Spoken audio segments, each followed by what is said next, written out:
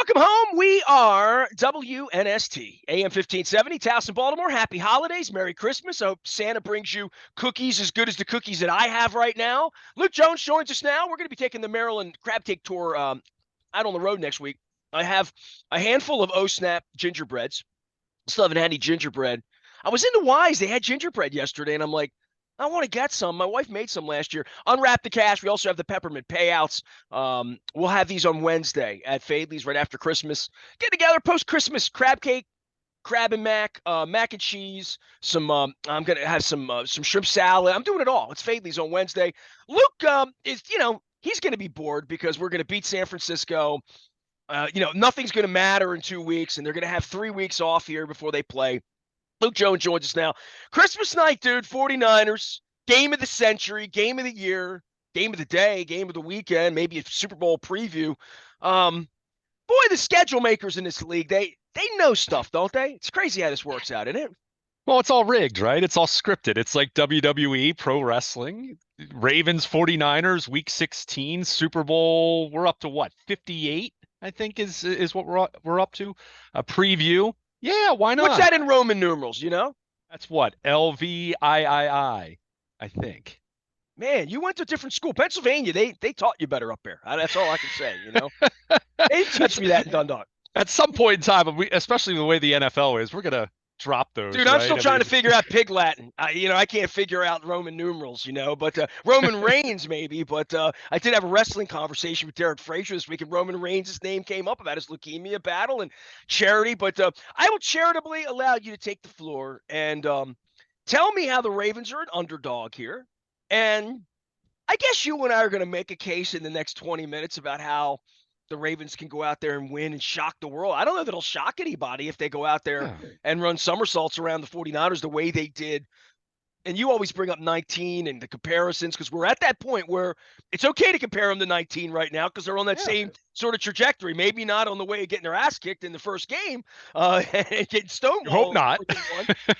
But they're on that pathway, and this wasn't the time of the year. It's Christmas. I mean, it was way earlier than that I went out to L.A., and they just beat the salt out of the Rams.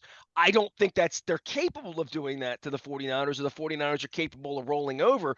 But it is going to be interesting to see what both of these teams are capable of against each other. I think everybody in the NFL is looking forward to this game on Christmas night.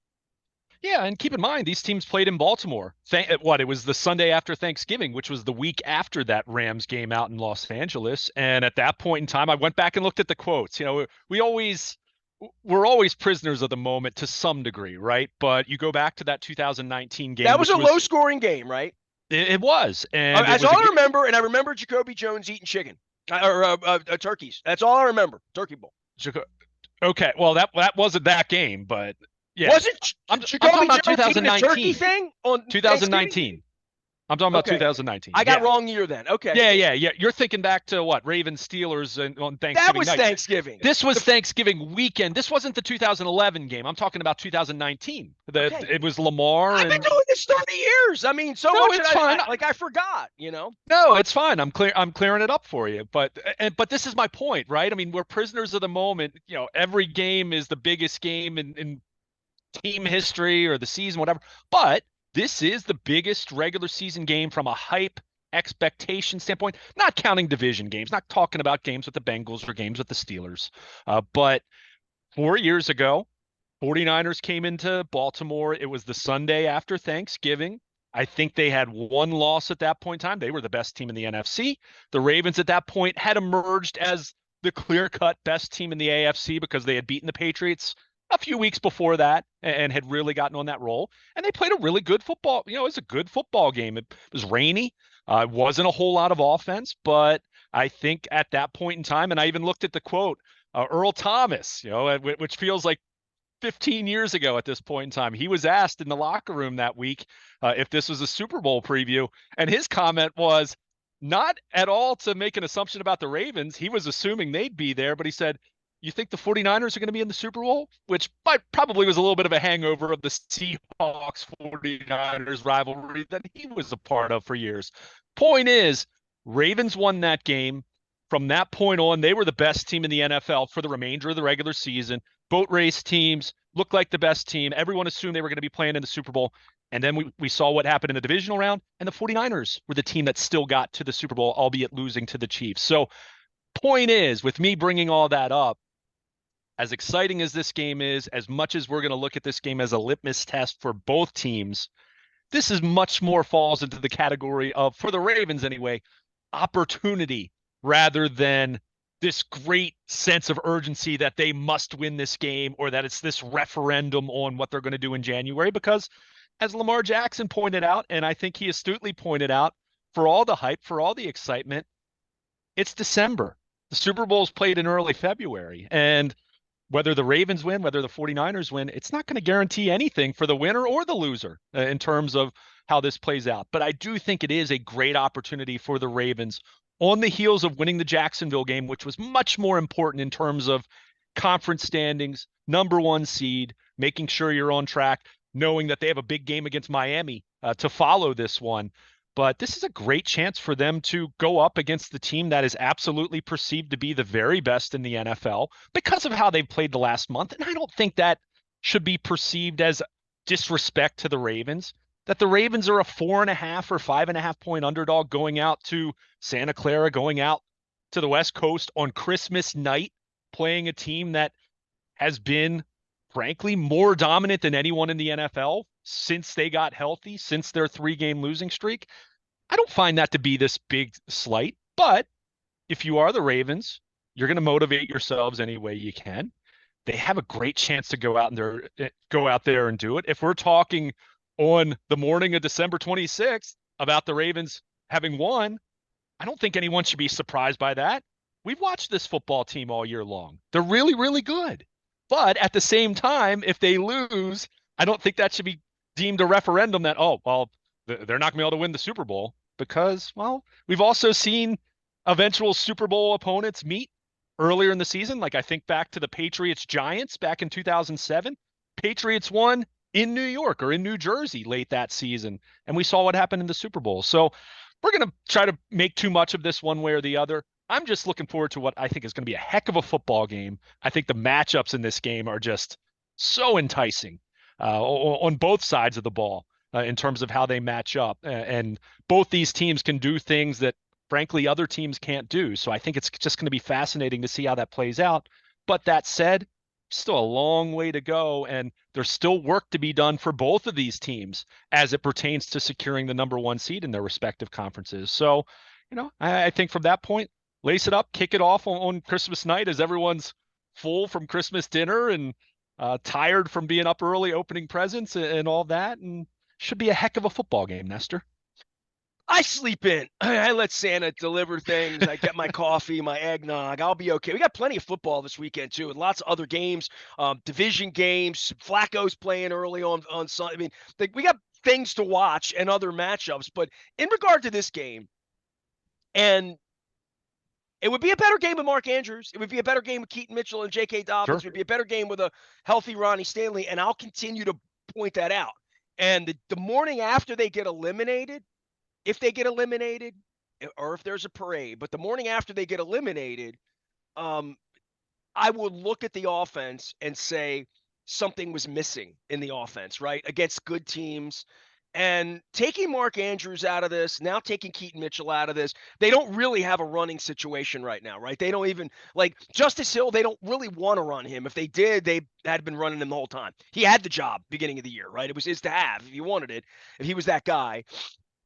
Gus has been, a question mark, and it won't be if they're ahead and they give him the ball and they can pound the ball, if they can play the game that way. And, I mean, the statistics will still great running attack, all of that stuff. I don't know that they can run the ball when they want to. And you and I got a little back and forth earlier in the week and saying when it's 4th and 1, they're punting, let alone just running the ball and ramming it through because they don't really have that right now. And I don't know how you establish that in week 15 unless Melvin Gordon comes out of the, school of the U and finds his college legs again. And look, Bryant McKinney did that for 6 weeks. Joe Flacco might do that for 6 weeks and be really good for a little while because that is part of Kyle Van Noy and Clowney and Zeitler and Moses. all of those guys had played 15 weeks. And now all of a sudden you're getting the 15-week version of 30-year-old guys. I want to see something fresh. And maybe it's Isaiah Likely. Maybe Likely just becomes a dude in the way that, you can't count on. I mean, the way Mark Andrews became a dude when they really expected Hayden Hurst. Hayden Hurst, sorry. Hunter, that's wrestling. I'm Triple Hing here. Sorry. Hayden Hurst. There's a possibility of that. I believe in the wide receivers.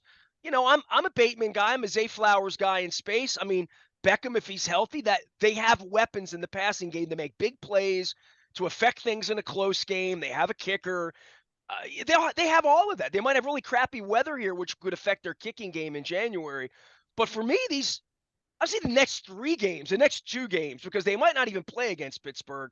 If they establish this, and the next meaningful game will be a playoff game, but seeing them operate this offense and the running game to figure out what they're going to be next month, because what they're going to be next month is not what they were 2 months ago, because they don't have the same weapons, they don't have the same players. And I think the way Lamar has grown into this, and you and I had a Lamar love-a-thon earlier this week about him patting the ball in the pocket, looking Roethlisbergery, and trying to wait for a wide receiver, buy himself time instead of taking off.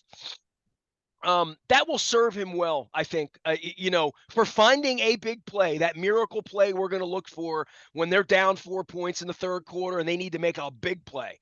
And Zay Flowers can run away from somebody. That's going to happen because of the way Lamar is playing the quarterback position right now.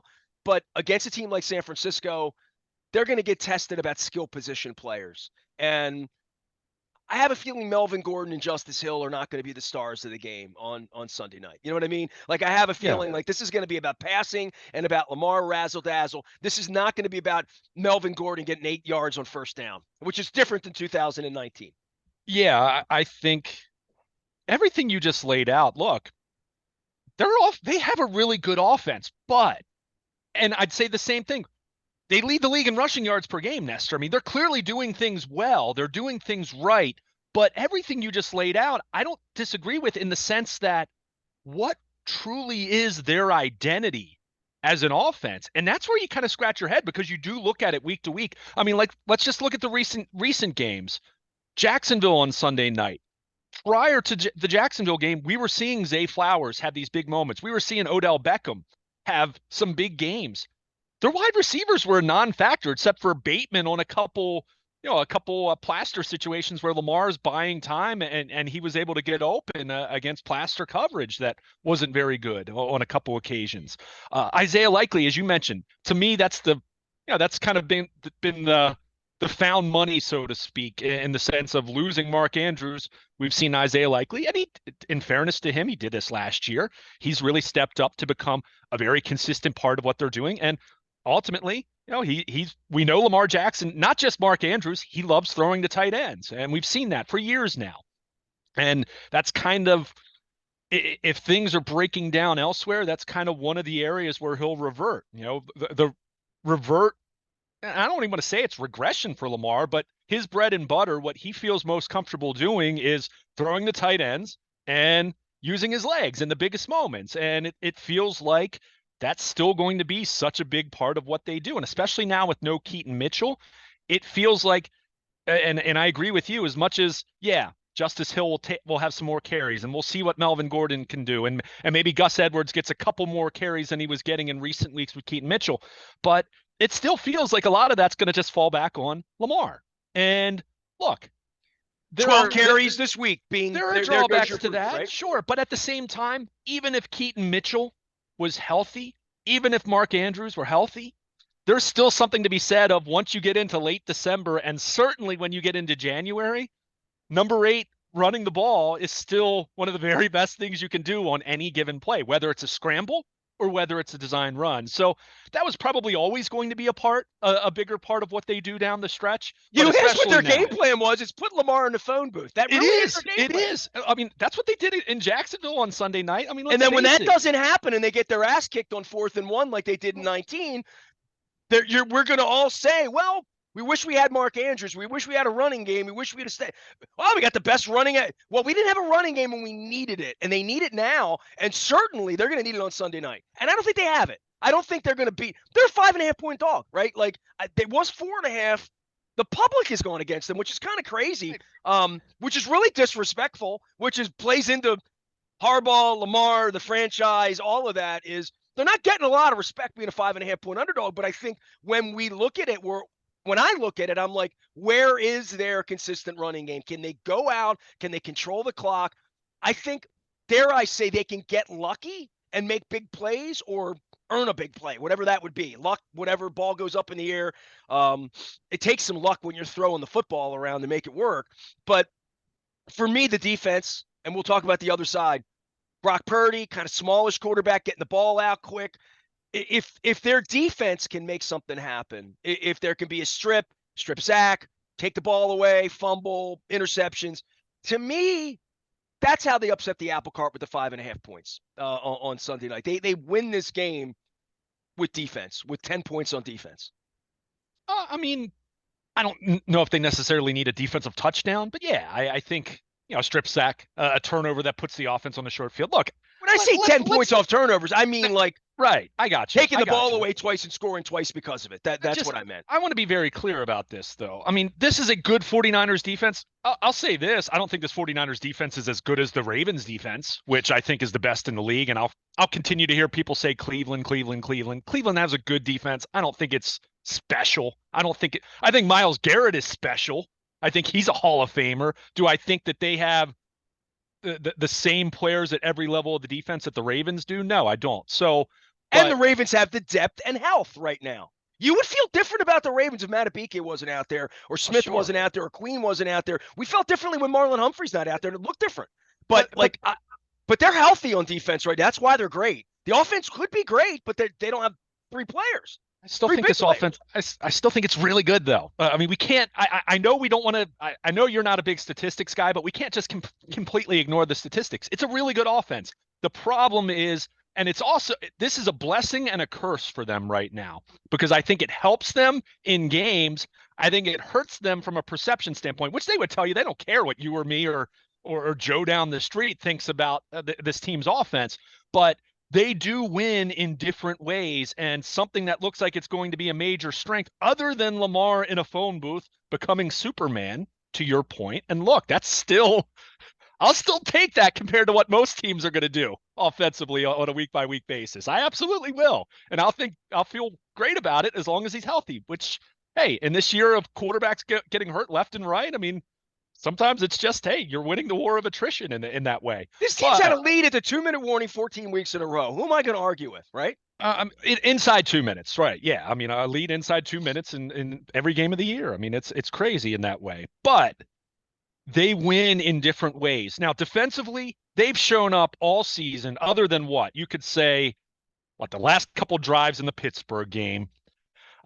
Indianapolis, they gave up too much on the ground, but it's not as though they got gashed by the Colts back in week 3.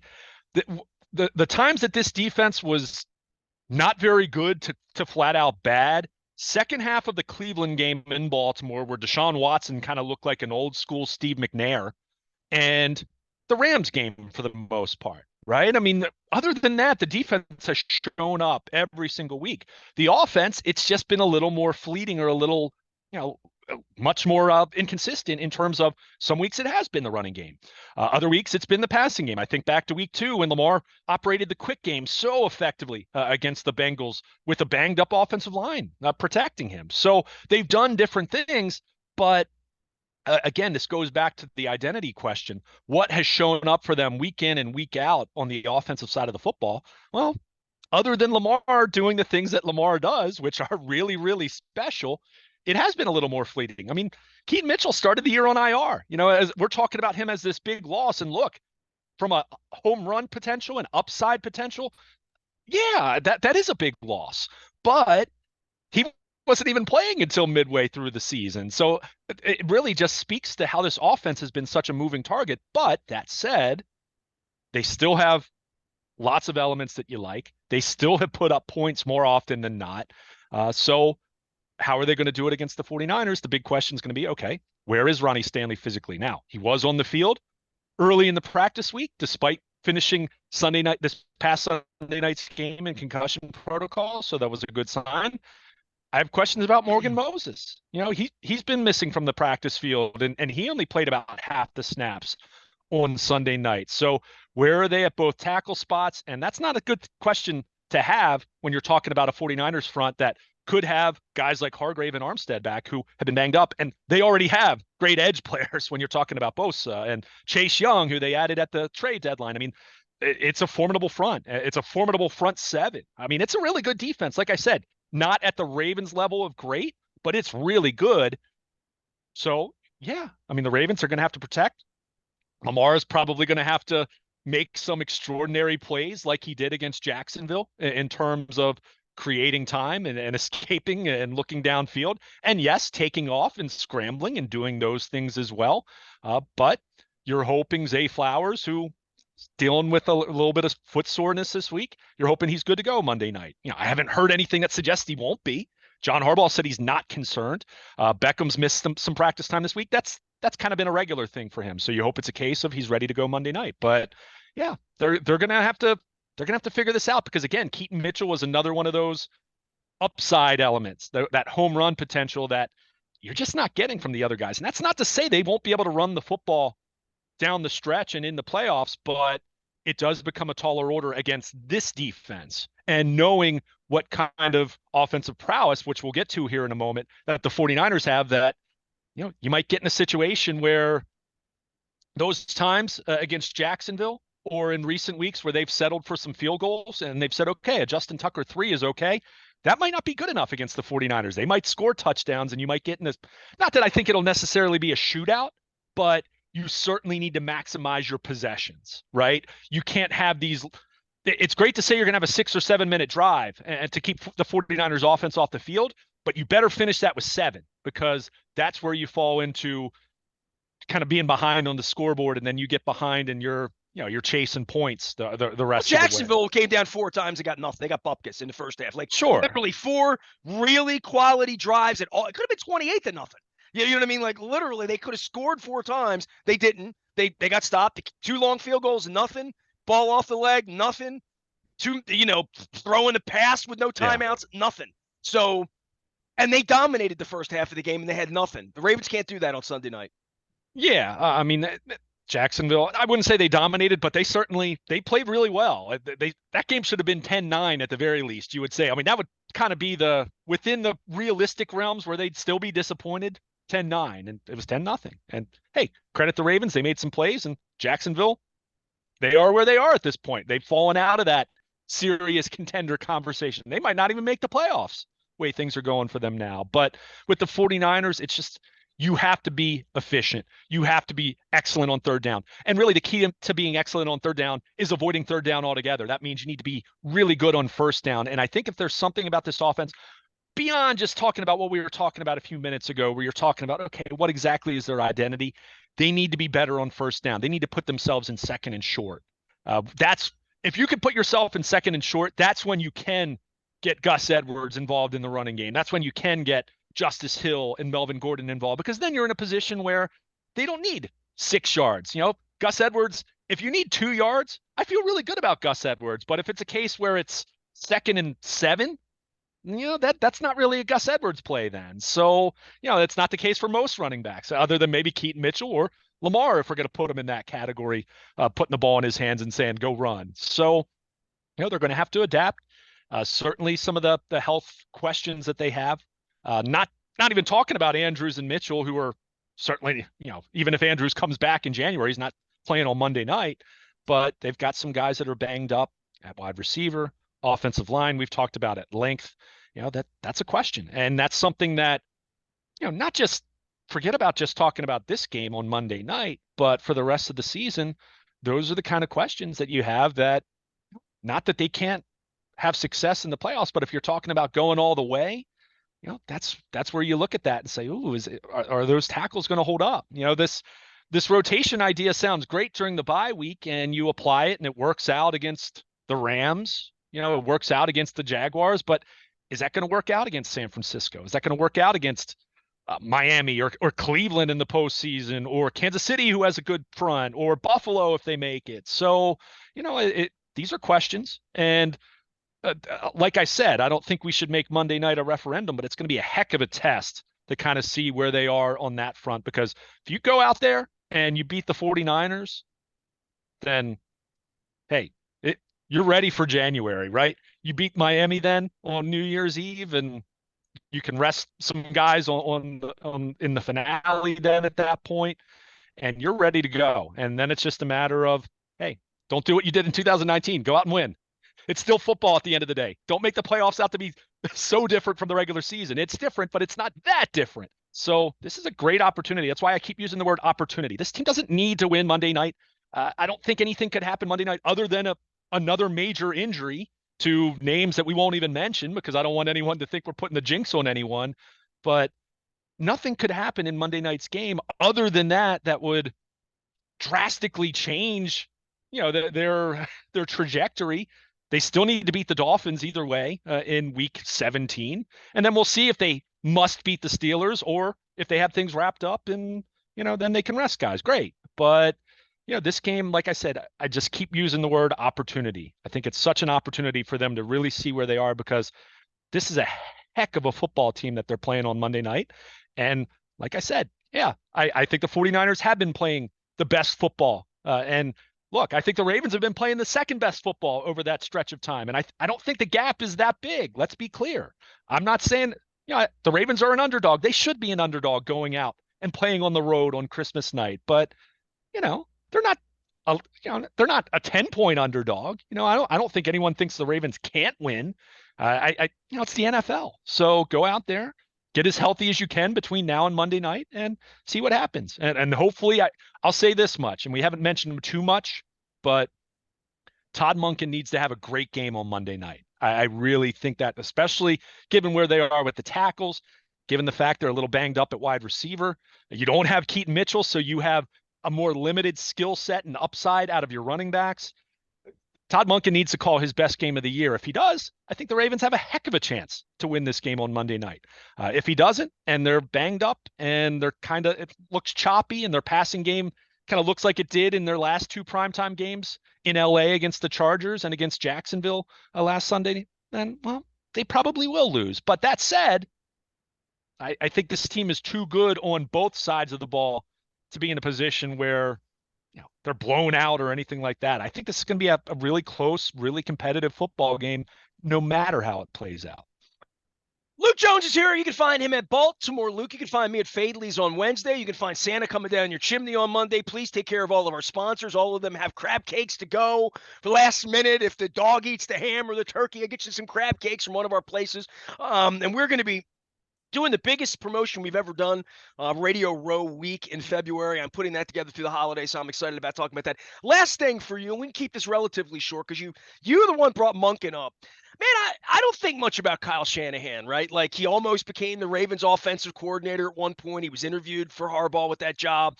He was out in Cleveland, took the Cleveland job when Johnny Manziel was out there, and poor Pettin got thrown out, and he was Pettin's offensive coordinator. And apparently they didn't get along, but a lot of it had to do with the front office. He went out to San Francisco, Super Bowl, lost the championship game, lost quarterbacks, won with Jimmy Garoppolo. Nobody wanted him. Now he's winning with a Mr. Irrelevant, like a legitimate a guy that David Modell used to pick when they had the last pick of the last pick, right? And they're winning with him. I mean, Shanahan's a little bit of a genius. I didn't know much about him going to college in Texas and catching balls from Major Applewhite and playing with Quentin Jammer, like all the background of him. He just sort of appeared in the aughts as Mike Shanahan's kid, and then he wound up in Washington, working for Dingbat down there when his father was working there. But he was always sort of like thought to be a genius in some way. He got the job. He's there. He's got a 4-year extension. They're really good. They're the best team in football with a 7th-round draft pick as a quarterback. Like, if Mike Tomlin could pull that off, I mean, Belichick pulled it off for 20. Belichick's going to the effing Hall of Fame with a 6th-round quarterback, right? I find this a fascinating. It's one thing to say we're going to take the young, African-American quarterback that nobody else wants, that plays a style of game that nobody else wants, that nobody understands, like all of that. It's a different thing to take a seventh, that people would say, well, he won 2 Heismans, he's pretty good, but to take a seventh round quarterback and be playing this way, and to have our defense and every defense say, we're going to get beat by that guy. It's one thing to get beat by Matt Stafford or Trevor Lawrence. This is a guy nobody thought about, nobody wanted, and thought the franchise was left for dead like 14 months ago, when you have, like, our franchise has been left for dead twice with Tyler Huntley. Nice fellow and all that. Almost beat Cincinnati, as we pointed out last year. But I thought Purdy was that guy. I thought, all right, it'll be cute for a week or 3 or a month or 2 months. I didn't think we'd be in season 2 of number 1 seed of Brock Purdy. And I don't think anybody in football believed that. And let's be clear, he's playing great football too. I mean, this isn't like they have this historic defense and historic running game and he's handing the ball off, right? I mean, he's not Trent Dilfer in this offense. He makes plays. Now, does it help that he has Christian McCaffrey? Of course. Does it help that he has Brandon Ayuk and Deebo Samuel and George Kittle to throw to? Of course. There's no doubt about that. He has a great offensive line. But Brock Purdy still, he's got 29 touchdowns. He's got 7 interceptions. He's playing football at a very high level. He's the MVP favorite right now. Does anyone actually think he's the best quarterback in football? No, but he's still having a phenomenal season, and he still deserves credit for that. But just the operation in its entirety is just so tough. And I think what's so challenging, but if you're a Ravens fan, where you do take some optimism, is you look at how they like to play. You look at their personnel. They, like the Ravens, although not as much, because Patrick Ricard's really become much more of a inline tight end in this offense. He's not really a fullback anymore. He lines up as a fullback still, and you still think of him that way, but they use Kyle Juszczyk, a former Raven, longtime fullback, now Pro Bowl fullback for the 49ers. He's on the field. George Kittle's on the field. So they like to use big personnel. But the problem with that is how teams match up with that big personnel is to do what? Play base defense. Problem is, base defense, you don't have enough athletes on the field to hang with all of their receivers, their tight ends. So it creates this matchup problem. That's why I'm going to come back to a guy that I've talked about a heck of a lot the last couple of weeks. And we talked about him a lot last week because he was banged up, even though he ended up playing every single snap. Kyle Hamilton is the kind of guy that can be the X factor in not stopping the 49ers offense, because I don't think you can stop them, but slowing them down. Kyle Hamilton is that player. Why? Because I've talked about it. Defenses, because of how heavy the 49ers personnel is, they tend to play more base defense and have more linebackers on the field. Well, that doesn't work out then when Brock Purdy uses play action and they use motion and they start throwing the ball. So Kyle Hamilton is that guy that we've said you play him at nickel, but he can basically gives you another linebacker there. So you have a nickel look in terms of having 5 defensive backs on the field, but he gives you that physicality, that size, that he can play like a linebacker. So he's going to be huge for them, whether it's certainly talking about Kittle, whether it's talking about McCaffrey out of the backfield, in coverage, whether it's talking about someone like Deebo Samuel. I think you're going to see him doing a little bit of everything on Monday night. That's why it was good to see that Marcus Williams was on the practice field early in the week, hoping that he can play, despite having the groin issue last week, because they need Hamilton to be as versatile, as multiple as he possibly can in terms of moving around, because Kyle Shanahan is that great. Going back to your original question, he is that great at attacking every level of the defense. And that's why it's so wild. Even though all these names, the 49ers skill players are such household names, yet week by week by week, you see those guys wide open, not just open, wide open against opposing defenses because they scheme so well. So that's where you look at someone like Kyle Hamilton, who is rapidly being recognized as a one-of-one kind of guy because of the size and the physicality, the athleticism and coverage, all the different things he does. He is going to be the biggest X factor in trying to contain and slow down that 49ers offense. And, if he's that guy, that's that X factor, that's where I still like the Ravens' chances to be able to slow them down a little bit more than other defenses can. So again, I'll go back to, and I'll leave you with what we said at the beginning of this conversation. This is such a great matchup. This would be such a great Super Bowl if these two teams take care of business, and they both have a long road to do that.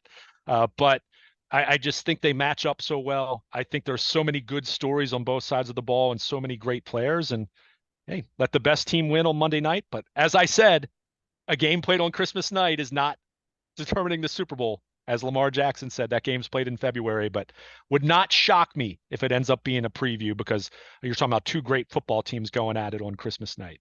I'm like Pedro Morales. I'm ready for any kind of action, Luke Jones. It's holiday weekend. Santa's coming down the chimney. We got eggnog. We got good cheer.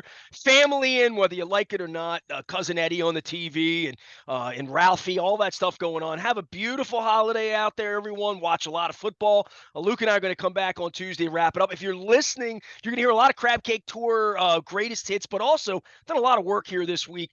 We had an incredible conversation with Tom Kelso. Luke and I have not even talked about the Orioles Camden Yards thing because Tom Kelso and I beat it up for 2 hours. Lots of stuff out at Baltimore Positive for you to enjoy. We'll be at Fadley's on Wednesday morning with Maryland Lottery scratch-offs, as well as our Window Nation hat, the fun hat that I got to wear the other day, 86690 Nation, and Jiffy Lube Multicare. I got to get my oil changed before Christmas. I got to get out and do that. Luke, take care of your family. Enjoy your niece, and put good pictures up. Drink some eggnog, all right? Sounds good. Merry Christmas. All right, Merry Christmas, Ravens and 49ers on Christmas night from Santa Clara. Weather will be in the upper 50s. It'll be a little chill in the air in the Bay Area. I am Nestor. We are WNST, AM 1570, Towson, Baltimore. And we never stop talking Baltimore positive. And Merry Christmas.